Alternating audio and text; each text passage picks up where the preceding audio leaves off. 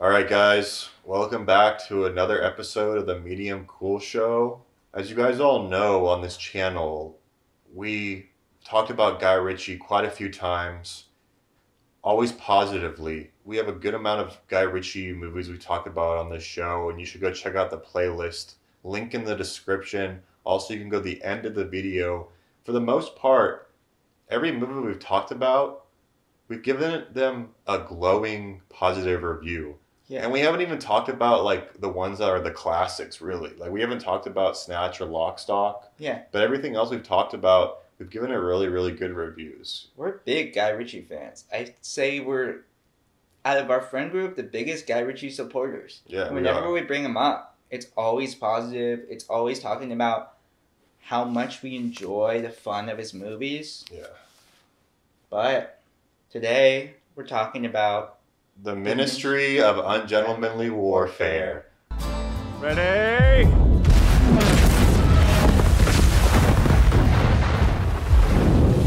Good work, Frederick. Thank you, Captain.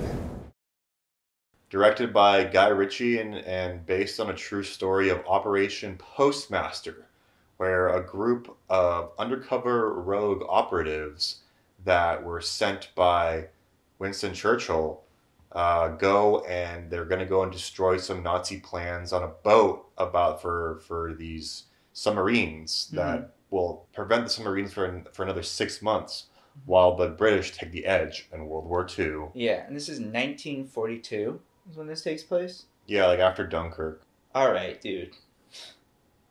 I think we're really good. Let me set this up, dude, right? Yeah. This came out on my birthday. Yeah. And we are big Guy Ritchie fans. Mm. And, you know, I'm not saying he's the perfect director, but I always have fun with his movies, you know? And there's always something I can appreciate in his films, even though he really misses the ball sometimes. King Arthur, some would say Man from U.N.C.L.E., you know, Force Majeure, Aladdin, like you can name them, you know. Regardless of the reviews for this, I'm going to see a Guy Ritchie movie because it's coming out on my birthday. I was hoping it would be good because it looks sick. The trailers look fun. Yeah. It looks like it's an action film set in World War II. It looks like it's his Inglourious Bastard. And it definitely was his Inglourious Basterds in all the worst ways. Yeah. So we were kind of laying it out yesterday. There's Guy Ritchie movies, and then there's Guy Richard movies. And do you want to explain the difference between a Guy Ritchie movie versus a Guy Richard movie, and why this is a Guy Richard movie? Yeah, Guy Ritchie movie, they're tight, you know? They're snappy. Mm-hmm. The editing is there. Yeah. They don't rely on means other than a tight story and tight characters. Guy Richard movies meander.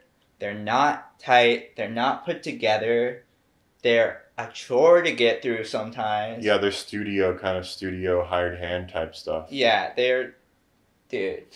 And I think we went through pretty much every movie and we're like, Guy Ritchie or Guy Richard? Guy Ritchie or Guy Richard? This is a Guy Richard movie because while it had all the elements that could make it be great story-wise, the approach didn't have that sort of snappy, like fucking Guy Ritchie editing, time, space, and memory, like fucking dope-ass edits. It didn't have any flair to it whatsoever, dude. No. It was kind of just like a basic-ass World War II movie. You thought it was going to have flair to it. Yeah. Like, that's what the thing I hate about this movie. Yeah, I have to say, I don't say that lightly. I did not like this movie, and it's because he tries to meet everything halfway. He tries to have his snappy Guy Ritchie thing, but he also tries to have a realistic war drama. Yeah. And when you try to, like, meet it halfway, you're just going to end up with people disappointed on both sides. It was boring. It was boring, dude. Yeah. Like, they set it up like there was going to be some action that was coming, and the action we got was, like, somewhat cool. Like, when they're sieging that thing and saving that dude. That was kind of cool. Yeah, that was sick. Everything else was setting up for action. Okay, they're traveling to this island on the coast of Africa.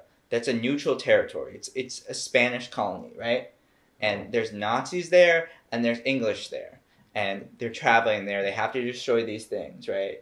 They're setting it all up. They set it up for the whole movie, and I feel like the movie ends and we didn't get any action, dude. It was so disappointing. Yeah. There wasn't, like you said, there wasn't a lot of opposition with it. There wasn't really any payoff or anything. I just want to say that I was looking forward to this movie for like over 2 years. Ever since I saw it on IMDb. And I just thought recently that it's such a good time. It was such a good time to be a Guy Ritchie fan. He's dropping movies every year. He's got his TV show.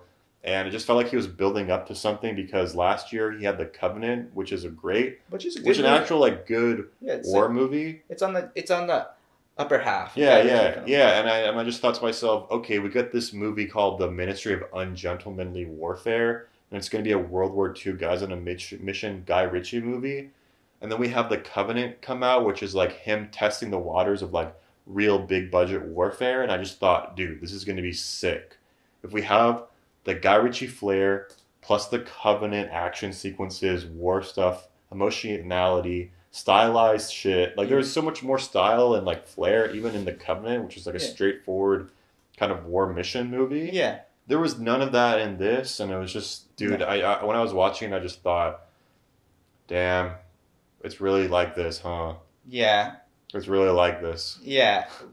I think we all were. All three of us, you, me, and Jake. We were and fighting, even, like, falling asleep, dude. Bro, man, we defend Guy Ritchie so hard that it was, our friend who came out and saw that movie with us was just thinking to himself, dude, why did I even come watch this? Like, I don't like Guy Ritchie. Why do they want to watch this movie? I know. It was so disappointing in that sense. It's just, it didn't have its snap, dude, you know? No. That sucks, because I was also really pumped for this. All the reviews I'm seeing online were positive. I was even more hyped for it. Yeah, man, Argyle was the better British big budget movie. Oh yeah. Argyle, like at this point, it's kind of similar to like Zack Snyder and Michael Bay. Yeah. You know, it's kind of reversed. Like I'm more inclined to go see a Matthew Vaughn movie now than I am to see a Guy Ritchie movie, just because you don't really know what you're going to get into with Guy Ritchie. Yeah, I got to see what depending on how the next one plays out, dude. Until I hear otherwise, I'm probably not going to go be seeing Guy Ritchie like first day, depending on the next movie. Because the next movie is like this, it's really going to be... Yeah. Oh, boy. I don't know, man. Like I said, like... We really go hard for this guy with all of our friends, kind of arguing it. Everyone's always against us. Yeah. But this one kind of just proves us wrong, man. Yeah, and I want to be clear. Like, this is not us being influenced by our friends' opinions. Like, we're diehard fans. Yeah. This is not a good movie in our personal opinion. Yeah, I mean, there's great, it's just very bland, mid. Yeah. It doesn't look like it was made by a guy like Guy Ritchie. It just kind of looks like a hired hand type picture. There's some great action in it that was exciting, but there is really no emotional payoff. And then there's sequences of suspense that get totally cut off by going to other places and other scenes with other characters that are not as interesting as the actual parts that we were just watching. Yes. And then you never even get back to it. Yeah. Like the submarine scene. There are so many points where you're like, okay, let's see where this is going. This is getting really compelling. Yeah. Cut to people talking on a table. Yeah, and I really like Desmond Abadizu a lot. He's great. But in this movie, it was like when I saw him, it wasn't exciting. When I'm always usually excited for this guy. He was not exciting. Like, he was so monotone in this, and I love him too. Like, I was so excited to see him in a Guy Ritchie movie. The whole cast, I was like, dude, this is sick. I'm so pumped for this. With him particularly... When he's planting that bomb in the warehouse, he should have died. Like, that's the end of that character arc. And when it comes to the opposition, dude, like the way that Henry Cavill and his crew kills people, they're so laid back about it. They're just like... Yeah, they're just like, hey. Like, the whole movie is just that. I know, dude. I know. It's not... Wait, do your impression again? He's like... He's not even looking at him. He's like... Some guy's on a boat, like, oh. Yeah, they're just walking, and he's like. And they have these giant silenced like machine guns. They're just like.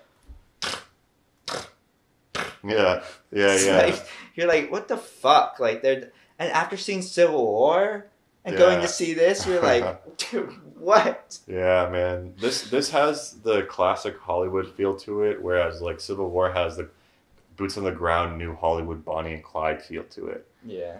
But yeah, I mean, there's not that much else I can really say about it. I can't recommend going and seeing it. It looks cool. It looks really cool, right? It looks like this when you see the trailers and the posters, you're like, oh, there's some promise to this. But, bruh, it wasn't even like shot like that cool anyway. Unfortunately, really unfortunately, because like I said, it was on my birthday, dude. High expectations. Love Guy Ritchie. Yeah, I love Guy Ritchie, and I don't love Guy Richard though. I don't love Guy. But what's Richard. the best Guy Richard movie? The best Guy Richard movie. This honestly might be like low on the Guy Richard movies. Bro, it is, right? Yeah, like I guess you could say it's worse than King Arthur. Yeah. Because even King Arthur had cool montage editing sequences in it with Charlie Hunnam and shit. Yeah, like this had no style to it. No, I'd say which is crazy for Guy Richard. Yeah, I'd say like Swept Away is like probably his worst movie. Oh. But like, this is like maybe his second worst movie to me personally.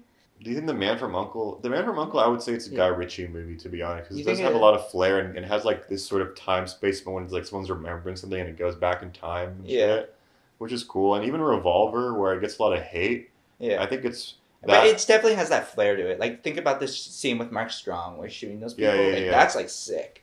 Yeah. But even though Connor was like, dude, what kind of film school shit is this? Yeah, fuck Connor.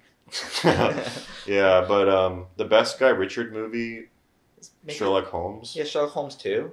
I'd say Sherlock Holmes 1 is Guy Ritchie. Sherlock Holmes 2 is Guy Richard.